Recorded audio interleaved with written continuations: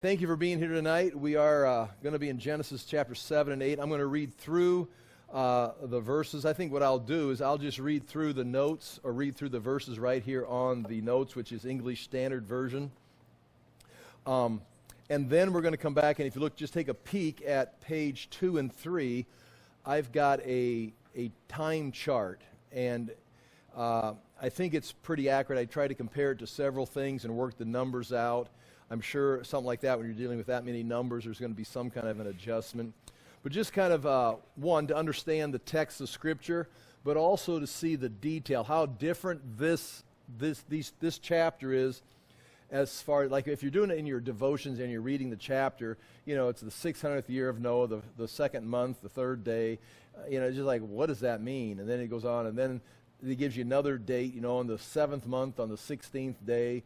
And it's like, it doesn't make any sense, when you just read through. But when you break it, if they would stick dates in there, like on November 7th, the certain year of the flood, let's say 2458 BC, it would make a little more sense.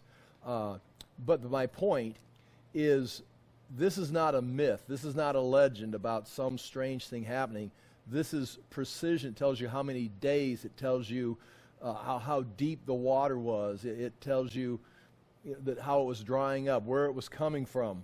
It's a great story and great detail compared to, especially, you get back into the cuneiform tablets and some of the things that are actually legends that have been rewritten and adjusted to different cultures. So here we go. I'll read these verses and make comments as we go by. Chapter 7, verse 10. And after 7 days, the waters of the flood came upon the earth. In the earlier verses there of chapter 7, God tells Noah there's going to be 7 days before the flood. And on those, he's got 7 days to get on the ark. And so sometimes people say Noah sat on the ark for 7 days waiting. That could be if he got on the ark right away with everything. I would assume they're preparing the last 7 days, getting the final animals on. So the animals are on the boat for the least amount of time, getting, the final food preparations, getting things sealed up. And so I would say they have 7 days to get on the ark, and they probably were on several hours ahead of time, if not a couple days ahead of time. And then the waters of the flood came upon the earth. And now what we're going to read is, it appears they come from two places. The fountains of the deep burst forth, and the explosion of that is going to send water up into the atmosphere, which is probably going to cause something in the atmosphere that has been placed there to fall down. If nothing else, it's going to freeze as it goes up and come down as frozen water. So you've got volcanic activity bursting forth from the bottom and the continental plates that you see. That's heating water up, causing vapor and steam that's going to condense and form rain coming down, but also getting high enough in the atmosphere that it's going to freeze, and probably snow, at least, maybe even chunks of ice are falling out. And then, of course, the water on the earth has tsunami effect. It's just washing things out. Here it is. It's going to do that for 40 days. In chapter 7, verse 11, in the 600th year of Noah's life, in the second month, on the 17th day, and we'll take a look at that again as we come back to it, of the month. So it tells you exactly the year. If we did our timeline here, we can look at the year, if the timeline is accurate using the biblical sources. And we know the month, you're going to have the religious calendar and the civil calendar. We'll be using the civil calendar. Moses is going to institute using the same months, but it's going to begin a new year beginning, a new beginning to the year that's going to be the religious celebration. So this is probably matching the second month of the civil calendar, which matches the Sumerians and the months that all these things were written in, because that was the months. And they're going to be months of 30 days. So you're going to have a 360-day year with, an adjustment that's going to have to come about every few years to keep everything on schedule. In the 600th year of Noah's life, in the second month, on the 17th day of the month, on that day, all the fountains of the great deep burst forth, and the windows of heaven were open. So you can see there, it appears two things. the fountains of the deep burst forth, waters coming up out of the earth, and we know there's water in the earth. There's water in the earth today. There's springs coming up out of the earth today. This was the beginning, the beginning in the Garden of Eden. There was a river that came up out of the earth, not from the mountains, but came up out of the earth and came out. And then it says, and the windows of heaven were open. You could read that just, it started to rain, like there's clouds. Or it does also appear that there's something up there originally that now is collapsing, so that our earth has changed. Remember in the beginning, God placed the atmosphere, or the sky, Genesis 1, 2, they talk, Genesis 1, sky between the waters on the earth and the waters above the earth. And so, again, that's not talking clouds, that's something above. So at least keep that in mind. You don't have to accept it. And these things, comments here, I've got written down here. This verse gives two sources of water. I already mentioned that. And then you can see the Hebrew words there when it says that they burst forth. Burst forth is the same word used in Numbers 16:31, where an earthquake splits the earth and Korah and his followers were swallowed up. Psalm 78:15, where God split the rock. So when it says it burst forth, it's rock splitting apart. It's the earth opening up. There's no doubt about it. At least the meaning of the word. The fountains is the word. It means springs of the deep. And here it's identified as Rabbah, the great deep. So the deepest part, not just, surface stuff, but in the great depths of the earth, water came up out of there. And it's going to recede to there, although it's going to be using the same word without the adjective great in front of it. And then it says the windows, the sluice, the lattice, whatever's holding something up, the windows of the heavens opened up or unloaded. So as if something was holding up water, they split apart and it came down. It could be that the atmosphere was structured, gases or however, in such a formation that it was holding water up above it, and when the waters went up, it broke those open, and all the water that was on top came crashing down. That's at least some models follow something like that. And just point D on page 2, it says, it is possible earthquakes set off the release of water, pressurized, and I described the same things there. The continental plates, Genesis 10:24 refers to earth being divided. Let's go to page 4 and continue reading the text from chapter 7. We'll take a look possibly at what's on page 4. Those are your two calendars, or one calendar. It names the month. If you look at that, the second calendar, the months are numbered 1, 2, 3, 4, down through 12. It gives you the Jewish religious calendar, Nisan, with the first month, and then the Akkadian calendar, or the Sumerian calendar, matches. Notice the names of the months are very similar, coming from Samaria, Acadia, which is Nimrod's country, or Sargon the First country, or empire, and the Jewish religious calendar. And then, I put the religious calendars together there. And then I also got the Gregorian calendar, our calendar, to match that. So their first month would be Nisan, which is March. And it's not exactly March. It's the middle of March to the middle of April. And then on the far side, you're going to have the Jewish month, and then the Jewish civil calendar. And that is, the first month is Teshri, which if you look down in the Jewish religious calendar, that's the 7th month. So in the civil calendar, September's the beginning of the year, and you can just see they're just offset a little bit there. So that's, again, according to this, if we use the Jewish religious calendar, the Akkadian calendar, the flood began, as I said last week as we were closing, on the 17th day of Noah's 600th year, which would be the year 2458, on our little countdown here, at least close. And that would be the 27th day of the second month of Noah's 601st year. Or it ends on the second month, or it ends in 370 days. And we can take a look at that in more detail. Okay, chapter 7, verse 12, page 4.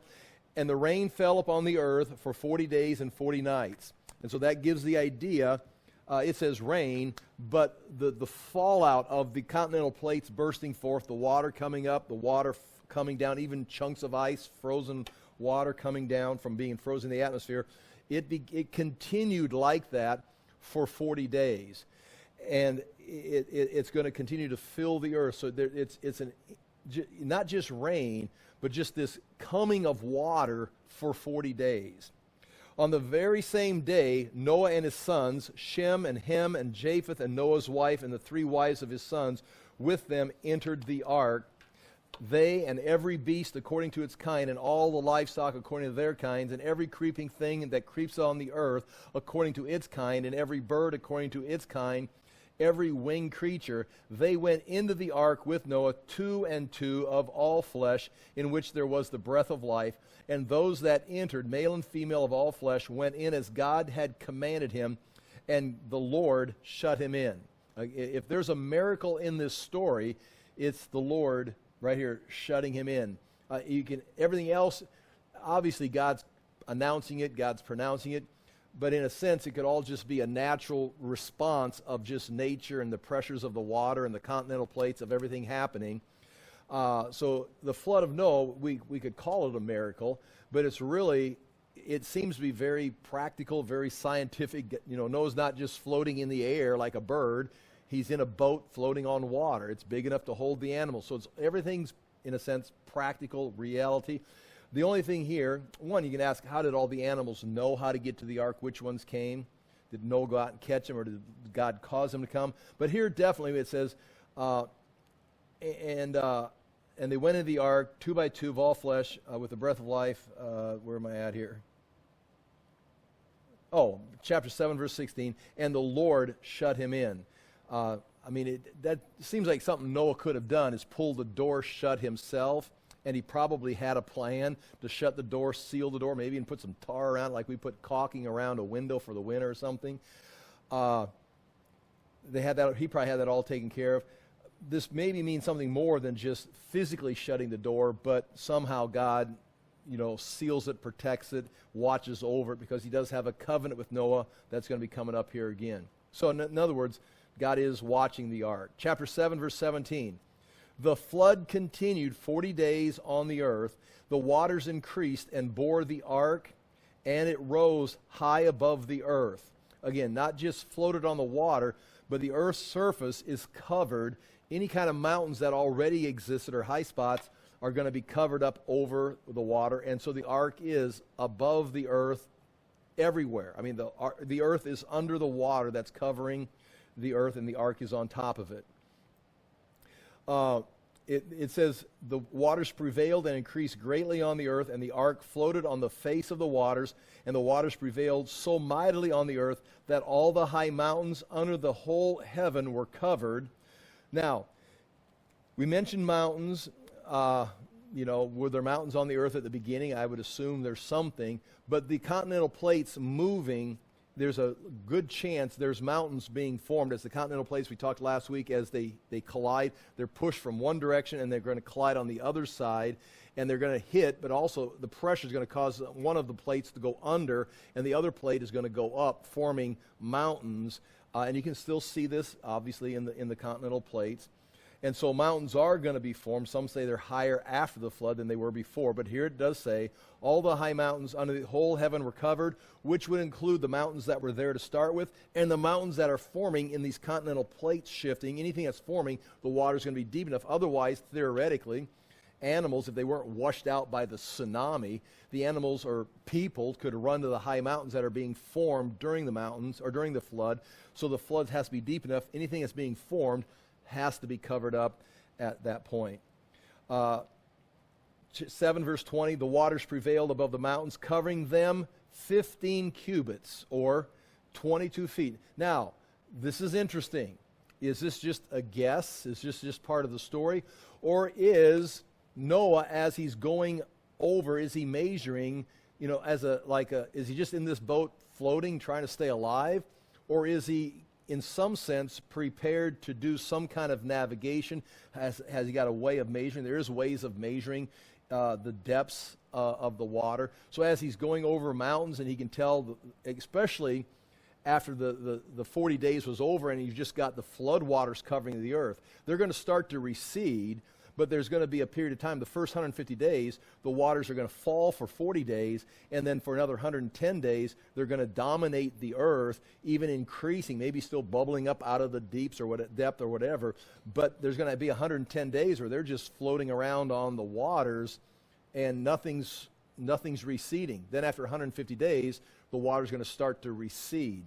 And so Noah, I'm going to say, this is not a guess, this is not a story, this is, I'll use the word, a scientific measurement that Noah made while he was on the ark. At some point during the flood, he's examining what's the closest we are to the ground. The closest they came to the ground was 22.5 feet. This is the closest we've come to the top of a mountain as they sailed over it before the waters started to recede. Then eventually it's going to recede until finally they scrape up against one of the mountains, Mount Ararat, and it's going to be coming up in the story. So again, this is not a legend, it's a scientific measurement. It's presented that way.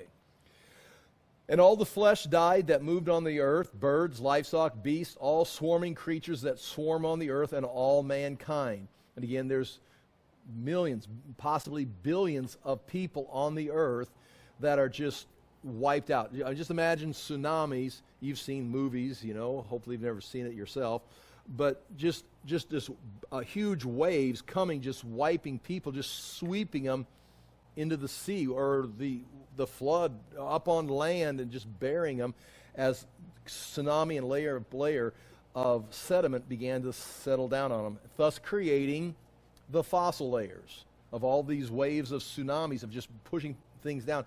It's one, some people say it's really the only way of explaining the layers of fossils and how they were active, how they weren't like just laying down and dying. Some of them were eating, some of them were giving birth. I mean, there's all kinds of animals that are just, they're in the active portions of life, just laid down in layers, flood layers, matching the animals that lived in their habitat. And that's why you get different like sea creatures and coming all the way up. Say, oh, this is the evolutionary layer. No, it's layers of life being washed up, tsunami after tsunami being laid down, burying each other suddenly. And again, they say that's how fossils are formed. Is, if it's laying out on the road somewhere, something's going to eat it, it's going to decay, it's going to rot. These things are laid down in full formation. Recently, as you've heard, an interesting point that's come up several times is dinosaur bones, triceratop horns. As they examine these, they're finding them with soft tissue in the bones. That these things are not billions of years old, millions of years old. These things are thousands of years old, preserved, in a fashion that when you get deep into like the triceratop horns in one case, they can actually take out tissue, and under a microscope, it's still flexible. You can still see blood vessels, meaning these fossils of ancient dinosaurs, and it's coming from several different, it's not just one time, it's coming from the secular world, and they don't know what to do with it other than we need to go back and rewrite books, And so people that have doctorate degrees in these areas of paleontology, your doctorate's degree, you need to go back and get re-educated because and who wants to do that? All of your professors that are handing out the doctorate degrees and all the education, it's like, we need to go back and get schooled. And who's going to want to do that? Who wants to give up and say our whole philosophy is wrong? Nonetheless, this flood, and I said it before, it'd be interesting. We have Christian scientists, not the religious, Christian science, but scientists that are Christians that will take this serious, and it seems as if their eyes are just open. It's like, now we can understand. Now these things make sense. Where if you go with, the naturalists, the evolutionists that want to push the story off, they won't think about it this way, so they've got to explain it with their own religious system, which began with Darwin in a sense, which has been outdated, so they've had to rewrite Darwin's theory. It's new Darwinism, new evolution, and it's like they can't accept the account of Noah's flood. And so they somehow have to keep rejecting and trying to answer these problems. It's like having the answer on the board. You're doing a mathematical problem and the answer is 7, and you've got to do everything you can with the formula to figure out an answer, but it can't be, the only rule is it can't be 7. And so you just got to keep working the formula until you figure out a way of getting a wrong answer every time and say, look, we've made advances. It's like, no, you just got another wrong answer. The answer is 7. But your only policy is whatever you do with the formula, you can't get the answer 7. So good luck, scientists. And so they have to keep twisting and bending things so they can avoid the answer. So you wish sometimes that if they've just humbled themselves, and everybody, all including myself, has to humble myself and look at other options, but humble themselves and say, could this function? Could this happen? And see what little pieces of the formula would snap together and start making sense. Nonetheless, chapter 7, verse 22, everything on the dry land and in whose nostrils was the breath of life died. He blotted out every living thing that was on the face of the ground, man and animals and creeping things and birds of the heavens. They were blotted out from the earth. Only Noah was left and those who were with him in the ark. And here's a verse that's important. Chapter 7, verse 24, and the waters prevailed on the earth 150 days. So the first 40 days it came, and then for another 110 days it prevailed. So there's 40 plus 110. So for 150 days, the waters were prevailing. They were coming and then held their ground, held their positions, and held the earth underwater, the whole earth, for 150 days. So nothing is going to survive the flood waters. Now, chapter 8, verse 1. That's the end of chapter 7. Chapter 8, verse 1. But God remembered Noah. Now, that word remembered is important. I've got it in a box right there with your Hebrew text. It's Zakar, Z-A-K-A-R, and that's the root word. I've got it underlined in the Hebrew transliteration. It means remembered. But that word remember, and you can use this throughout the Old Testament, it doesn't refer to God forgetting. It's like, didn't we have something going on down on earth? It's like, we forgot Noah. It's not like he's not recalling Noah. He's not like he forgot it and had to remember. That's why it went on for so many days. It's like, I just forgot about Noah. It has nothing to do with recalling. It's more of him, it's a covenant term. It says, but a response to a covenant faithfulness in accordance with a promise made to Noah in chapter 6, verse 18. So whenever it says, and God remembered Israel, or God remembered Moses, or God remembers whatever, God remembers you, he's not recalling because he forgot, but he's now going to re-engage a covenant. We made a covenant, this is what's going to happen, and now we're waiting for these things to develop, and now I'm going to take active action on the covenant. So in remembering Noah, he's made a covenant. I'm going to preserve you through the flood, and you're going to be the source of the new world. This is a new world that's going to be formed, not the new world like we're born again. We're new creatures in Christ, and the reason we call ourselves new creatures or born again or newness of life is because we are prepared or on the way of being. We are born again. We're in the process of having our minds renewed. We will be glorified, but we're on the process of joining the firstborn from the dead, which is Jesus, in his new creation. The new heaven and the new earth, the new creation. We are already prepared for that, are in the process for the new creation. Well, going back to Adam was the first creation. God has now brought judgment, and Noah's going to now be, in a sense, the second creation, and he's remembering Noah and is going to bring him out of the ark. The seed of the woman will continue, the promise of salvation will continue through Noah, and here it says it, chapter 7, verse 17, and the flood continued for, wait, where am I at here? Oh, I'm on the bottom of page 5. Okay. And the waters prevailed on the earth for 150 days. But God remembered Noah and all the beasts and all the livestock that were with him in the ark. And God made a wind blow over the earth, and the waters subsided. Now again, that means the waters stopped coming up out of the earth, stopped falling from the heavens. So we've got, in a sense, a calm, the winds blowing. And I've got on page 6 these things written down. This is, if you read this, and you can compare it to Genesis chapter 1, this is the reversal of the things in the beginning. In the beginning of creation, Genesis 1, this is just a reversal of it. Everything depends on God to change. Here, history goes from total destruction to deliverance. And again, I explained the word remember there. Recede is used 4 times. Dry is used 3 times. So the water is going to start to recede, and as it recedes, drying is going to take place. So it's going to now take, we're going to have a second 150 days of the recede. The water's going to recede, and then once the waters recede, the drying process is going to begin. But this receding is going to take 150 days, and so that countdown begins. On the right, on page 6, on the top of the page there, I've got a comparison of 7 days of creation or with the restoration of the earth in Genesis chapter 8 and 9. And again, you can make connections there. It's worth looking at. But what God did in Genesis chapter 1, he's now doing again in Genesis chapter 8 with the things that already exist. Chapter 8, verse 2. The fountains of the deep and the windows of the heavens were closed. Notice again 2 things. The fountains of the deep that burst forth, they were sealed shut. Whatever was above, that stopped falling also. They were closed. The rain from heavens was restrained, and the waters receded from the earth continually. At the end of 150 days, the water had abated. Now, it says that it's going to do this for 150 days, and it says at the end of 150 days, the water's going to have abated, it's going to be gone.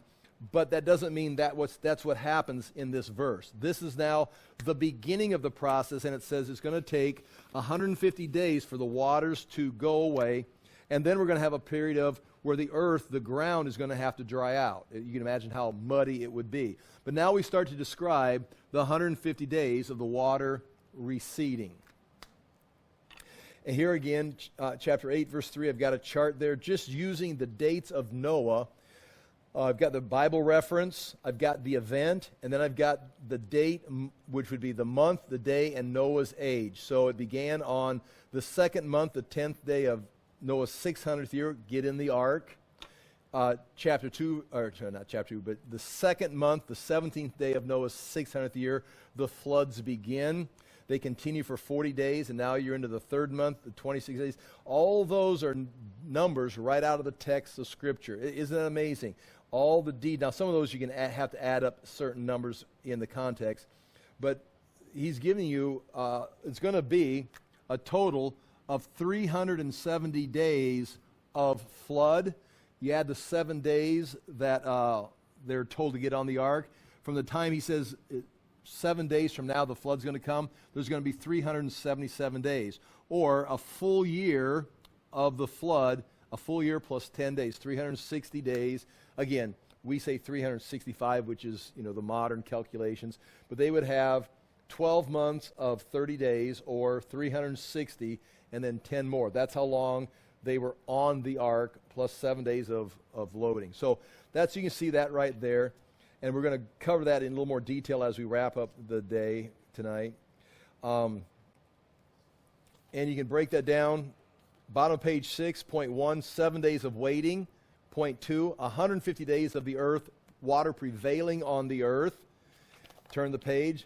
3, 150 days of the water receding, and that's what we're talking about right now. And then there's going to be about a 70 days left to reach the 370 days of the earth just drying out before they actually open the ark up and get out of the ark. So here we go. Chapter 8, verse 4. And in the 7th month, on the 17th day of the month, that'd be Noah's 600th year yet, the ark came to rest on the mountains of Ararat. And so as the waters began to recede, it's now, 22 feet above the mountains. And then it's 20 feet, then 15, and then 10, 12, and pretty soon it's 3 feet. Maybe they can see some, maybe the water's clear enough that they can see going over the tops of some land. And pretty soon it's dropped down where the ark is going to scrape against the side of a mountain. And it's going to land on what it said, Mount Ararat. Now, I've got a map there for you, Mount Ararat. Again, this is going to be pathetic. Here's the Mediterranean Sea. Here's the Persian Gulf. Here's the Euphrates, the Tigris River. Ararat would be a mountain range right up here. You can see where it's at. We know where it's at today. It's not a mountain. It's not like that's the mountain. It's more of a range. Those are the Ararat Mountains. So there's all kinds of excavations, and people have had all kinds of great stories. And I have nothing to add to that, or I don't know. There's been things that haven't made sense that people have found. I have somewhere in my notes, I don't have them here tonight, but even in Josephus' account, he records, there's a guy with the name starts with a B, Boris or something like this, an ancient historian that talks about how you could still see the ark in his day, and that people would go and take wood from it and use it for construction and different things.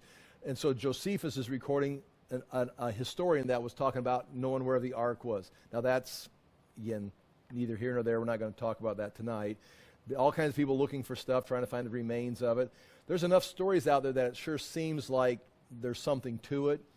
But at the same time, if there's something to it, and I've seen archaeological sites where we've actually found, or not we, but they found the Pool of Siloam, they found the Western Wall tunnels, they found, we just keep going through examples. They found Bula, seals with people's names on it, that if there was something legitimate, that somebody would make a big deal about it, or at least set up some kind of a museum or something. So I want to believe some of that stuff, but I have no reason to really embrace it. But nonetheless, that's where it's set. Now, the account of Gilgamesh, like here, the flood tablet of Gilgamesh on here, the person that was, his name is spelled U-T. I looked it up a few weeks ago so I could say it. You know how you can look stuff up on Google and have it pronounced for you. And here, I'll try it right here. That's his name. Utnapishtim. That is, in the account of Gilgamesh, that is the guy who was told by one of the gods that all the other gods were going to flood the earth, and he made a boat, kind of like a circular boat, kind of tall, put the animals in it, and the waters came for 12 days, and he sailed the boat around, and he himself landed, according to the cuneiform tablets, and I've got it on there, he landed 400 miles south of here on a mountain called Mount Nisir, Nisir, or it's also pronounced Mount Nimush, or not pronounced, but also written this way. This is a mountain right here where the Noah of the Gilgamesh story, that's where his boat landed, and he got off the mountain. And so it's just interesting. This is the biblical account. This is the Akkadian, Sumerian, Mesopotamian account. And that goes long hand with, there's an account, we've looked at it, referred to last week in China. There's another account over in the Mesopotamia area. Idris got accounts. Of course, I referred to a bunch of North and South American references. In fact, I bought a book this week. There's 300 accounts of some kind of a flood. Sometimes it's close, sometimes it's not very close, but there's similarities. 300 ancient accounts before the Christian literature got to the North and South America that record something like this happened, what we call legends, that if this happened, everybody that came from here would have a story about it. It's not like, the Christians have the market on Noah's flood. It's a Jewish writing that matches cuneiform writings, and so it goes back to, I think, the year 2458 BC, before the Tower of Babel, and there's only one family, so everybody comes from that one family. Everybody's going to have an account. It makes sense.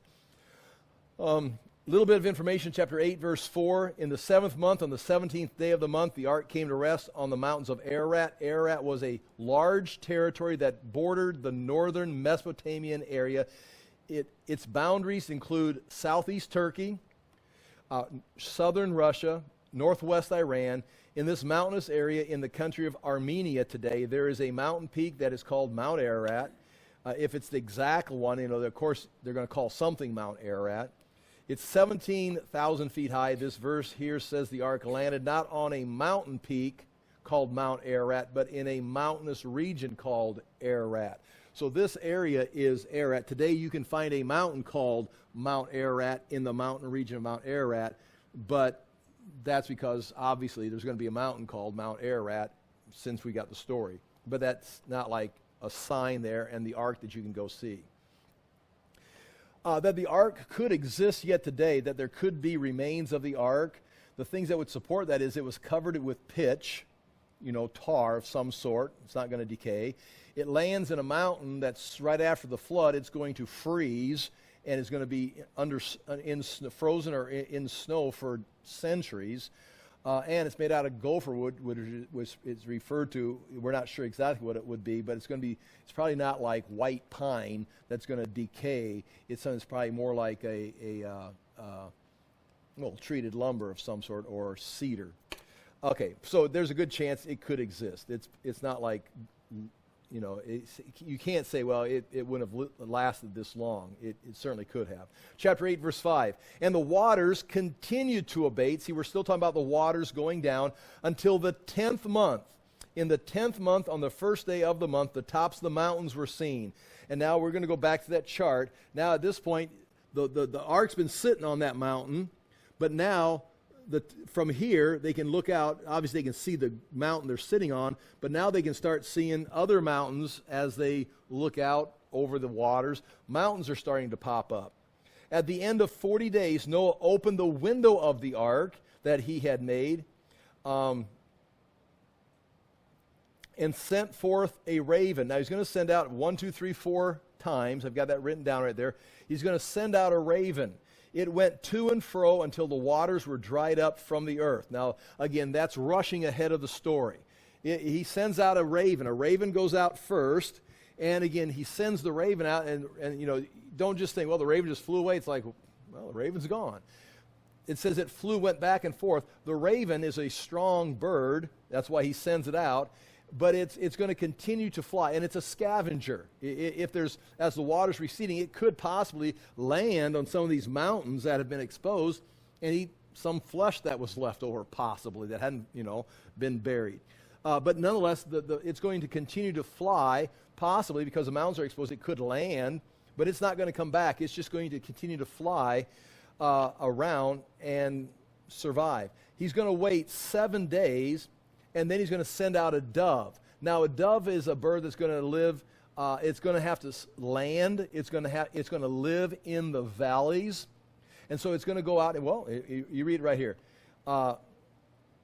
It went chapter 8, verse 7. It went to and fro until the waters were dried up from the earth. Chapter 8, verse 8. We'll come back and look at some of these details. Then he sent forth a dove from him to see if the waters had subsided from the face of the ground. Now, he can see the tops of the mountains, and it's going down every day. It's going down a little bit more. The raven's flying around. They can see that raven flying around, kind of flying by the ark. There's probably somebody on raven watch. Where's the raven? Then they send out a dove to see if the dove is going to find some place, and it flies around, goes, no place for me, and it comes back because the waters are still high enough. And he's waiting 7 days on each one of these. It says, but the dove found no place to set her foot, and she returned him to the ark, for the waters were still on the face of the whole earth. Mountains are popping up, but there's no place, especially a valley. So he put out his hand and took her and brought her into the ark with him. Again, he's probably hoping she makes a nest. He waited another 7 days. And the fact he says another 7 days gives you the impression he's using, and he's going to do it again 7 days. Every 7 days he sends out a bird, sends out a raven, waits 7 days, sends out a dove. The dove comes back. He waits another 7 days, sends the dove out again. And again sent forth the dove out of the ark, and the dove came back to him in the evening, and behold, in her mouth was a freshly plucked olive leaf. So this was not something left over. This was something that has started to grow. So life is starting. It could be growing again. Well, right here, olive trees. They're difficult to kill. They resprout easily, and they grow best on, guess where? A hillside, but not on high elevations. So you're not going to find an olive tree on the top of a mountain, but as the water recedes, you're going to get down. The water's still going to be in the valleys or the low spots, but the sides of hills are being exposed, olives are going to start to grow, olive trees are going to start to grow. That would be the idea. So he knows, okay, but he came back, and the dove came back, possibly with the concept, I'm going to start building a nest. I'm going to start building a nest here in the ark or something. But nonetheless, he saw the dove went out and found something in a location the dove was familiar with and brought it back. But it's not ready to go. Then he waited another 7 days and sent out forth the dove, and she did not return to him anymore. Now this means the dove now has found a place in a valley where they live in the valleys. They've already got the olives are growing. Probably starts building a nest. And now they realize we're getting close. And then chapter 8, well, I skipped some notes here. I'm not sure if there's anything we want to look at. Oh, yeah, on page 7, just because we talked about Napish team, the Noah of the Gilgamesh story, just so you know. And again, we could spend weeks going over the legends. But page 7.3, in the Epic of Gilgamesh, the dove and the swallow returned because they could not find a place to perch. But the raven sent out by Nafishtim does not return. Here's the details. And A, B, C, D. Here's from the Epic of Gilgamesh, talking about the Noah of that story. Now, in this story, this guy is going to go live alone, have his own place, and he's going to be very, very old, and people are going to go to visit him, cross oceans or waters, seas, to go visit this guy and others that lived through the flood, that come from. Now, this guy, we're talking about not the Bible, we're talking about the flood legends. There's people like the Noah or the Shem, his son, that was alive hundreds of years after this flood took place in these epics. And people will travel to go meet with them because of the wisdom, the insight. They think they've got a source, a key to eternal life, because they come from the world before the flood. These guys right here, just like we think about Noah and his kids like a Sunday school story. But imagine Noah and his sons in the real world. They would be legends. Noah had lived 600 years in the world before the flood. His sons had lived 100 years about before the flood. And now they're on this side of history living another 200, 300, 400, 500 years, including his sons. It's like, and they can tell stories, not just what they heard, they can tell stories about what they saw, what they did, what the world, what the technology, how they built the pyramids. I made that up. They'd have all that information. So people would travel in these epics. They would travel to visit the one that came from the previous world before the flood, which would be like, Abraham going to visit, Noah or something, or Shem. Okay. In the Epic of Gilgamesh, Utnapishtim, if you anybody want to take a shot at it, say it correctly. I'm not a good reader. Okay, maybe you're not even paying attention. That's fine too. He sends out birds to find land after the ship lands on Mount Nishar, following the great deluge. First sends out a dove after 12 days of the water, meaning it only fell for 12 days instead of 40. He opens the hatch of his ship and sends out a dove to see if the water had receded. The dove returns, having found no place to roost. He then sends out a swallow, which also returns. Finally, he sends out a raven, which circled around and does not return. Now, that's the story in the Gilgamesh tablet. It's just interesting how close it is, but how Noah's story makes a lot more sense, sending out the raven just to see where it's going to land, especially since it can eat scavenger off the mountaintops, and the doves keep flying out until they settle, apparently, in a valley. Okay, chapter 8, verse 13, on page 8. In the 600th year, in the 601st year, in the first month, the first day of the month, so now we're in Noah's 601st year, the waters were dried from the earth, off the earth, and Noah removed the covering. He'd opened the window before. Now he removes the covering of the ark and looked, and behold, the face of the ground was dry. Now, this doesn't mean it's not muddy. It means the water is gone. But they're going to stay on the ark for a period of time yet. In the second month, on the 27th day of the month, so you can see that would be a 1 month and 27 days later, the earth had dried out. So you've got a month and 27 days that they've got the cover off and they're looking, but they realize we can't get off, otherwise you're just going to sink. We've got to release all these animals, they're all just sink in the mud. Then God said, go out from the ark, you and your wife and your sons' wives. Bring out with you every living thing that is with you of all flesh, birds and animals and every creeping thing that creeps on the earth, that they may swarm on the earth and be fruitful and multiply on the earth. Again, God's intention for man to multiply and fill the earth. The same thing, he wants them to swarm the earth. He wants animals everywhere. So Noah went out, and his sons and his wife and his sons' wives with him. Every beast, every creeping thing, and every bird, everything that moves on the earth went out by families from the ark. And then we'll pick up chapter 9. But I want to do this right now if there's time. Go back to page 2. And I'm not sure how useful this is.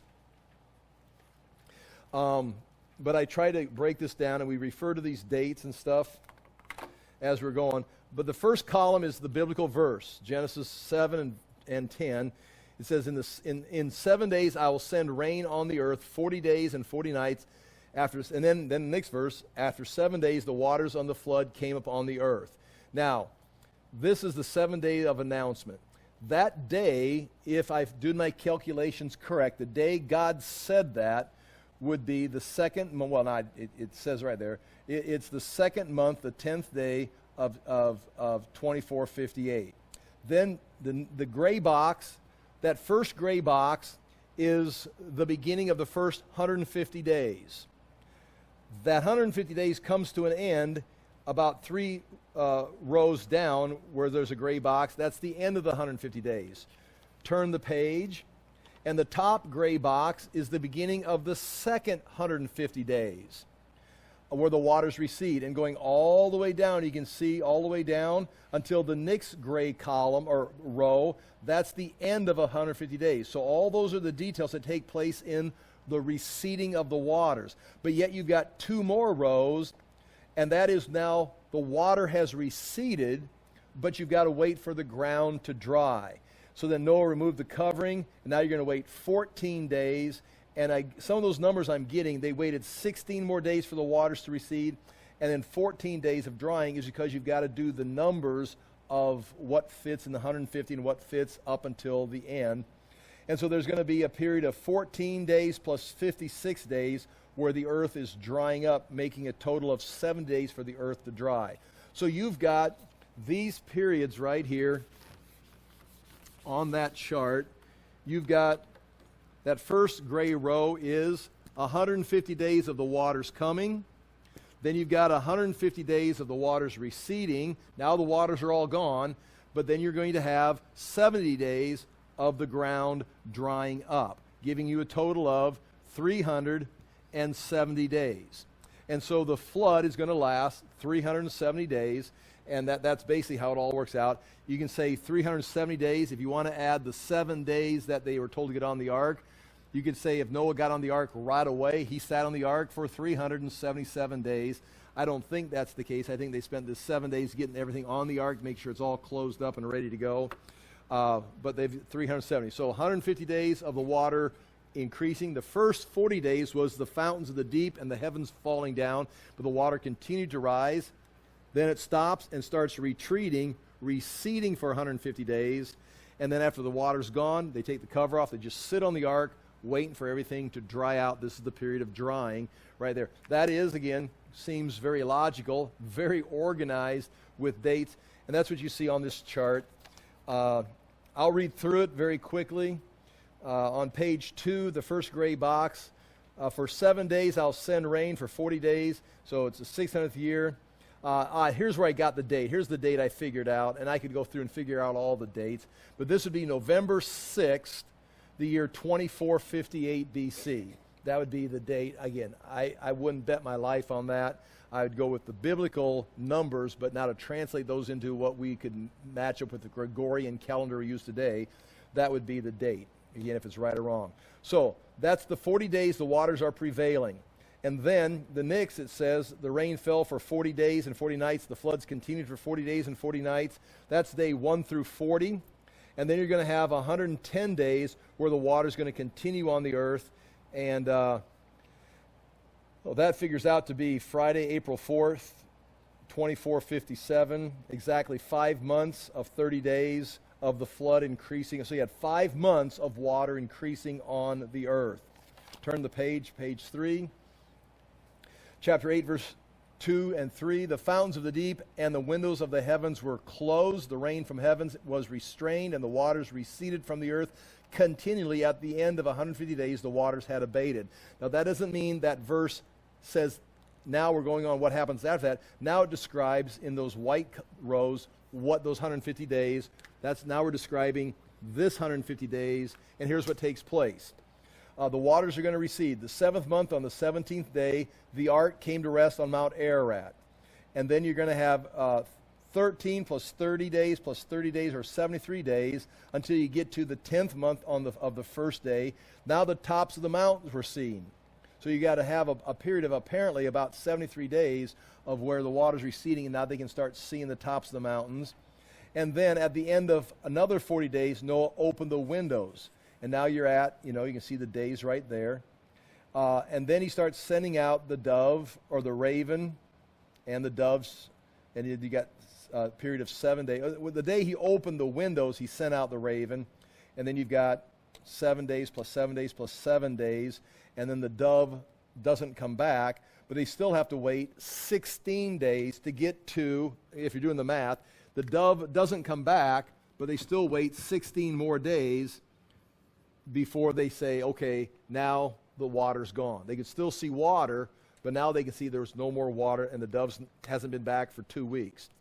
Then Noah removes, now we're into the period of drying right here, and now Noah removes the cover, waits 14 days, and then in the 2nd month, on the 27th day of the month, the earth had dried up, and you can do the math and figure it out. So it's 14 days plus 56 days, and now the earth is dried out, and you've got a total of 370 days adding together, and that's the details of how that all works out, which again is kind of precise and kind of amazing when you consider people want this to be a legend, and it seems very much like, again, a journal entry. Like this was written not by Moses just making something up, but Moses using some kind of diary that was kept on the ark, that was handed down, and a copy was kept with Abraham, went to Egypt with Jacob, and was kept with the Israelites until Moses led them out in the wilderness.